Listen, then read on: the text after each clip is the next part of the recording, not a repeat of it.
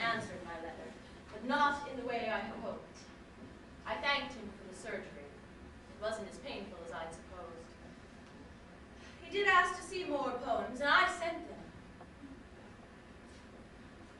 8 years of correspondence. 8 years of putting my hopes on the shelf.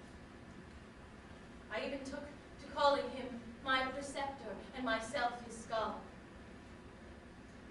And then one day, when I was 40, the incredible happened.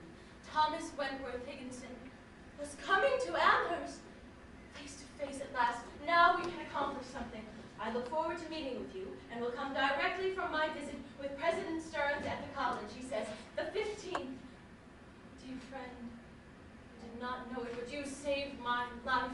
I will be at home and glad. I've been so afraid. It's like being terrified of midnight when I was a girl.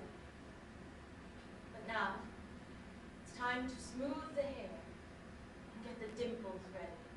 And one day, we could care for that old faded midnight that frightened but an hour. It seems I'm going to be famous. Maggie! Maggie, watch for the coach. Momentousness is frightening. Surely this must be the day. Maggie, when he comes, please ask him to wait in the parlor. Oh, it's almost time. I wonder how long he'll stay. What to say? Mr. Higginson. How is Mrs. Higginson? Oh. Dear Professor Higginson, how is sweet Mrs. Higginson? Enchanté, Colonel Higginson. How is dear Mrs. Higginson? Oh, another confinement. Sherry, it's father's best. Oh yes, isn't August a glorious month?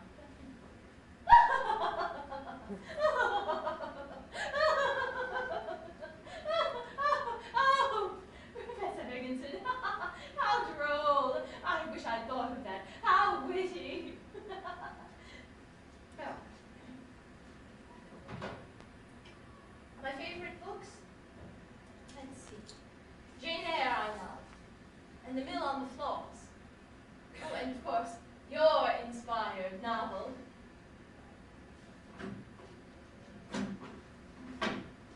Malbone, how did you do it? But now, to the real purpose of your visit. I've been dying to hear from your own lips what you're planning for my poems. I have them all here.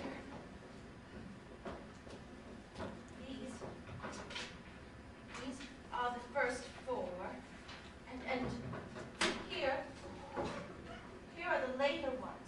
I bound them all together, and this one, I'll tell you how the sun rose. This was Sue's choice.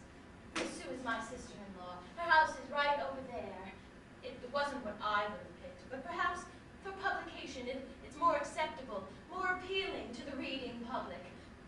Oh, but you'll be the judge of that, of course. Now, I have many more that you might feel would be better in a printed edition. Oh, many. Over 1,000. That you haven't even read yet. Enough for several volumes, I should think. Oh, and I would prefer Morocco Bow.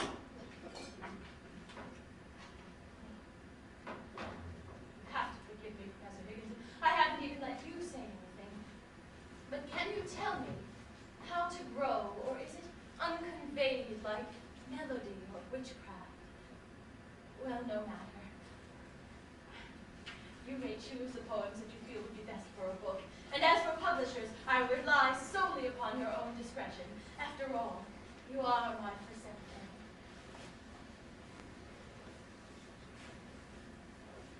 But my meter is new, experimental, not spasmodic. The heavy rhymes. I'm afraid you don't understand what I'm trying to do. If I could only explain. Uncontrolled. Oh, but Professor Higginson, when I try to organize, my little force explodes. But surely a publisher would understand me.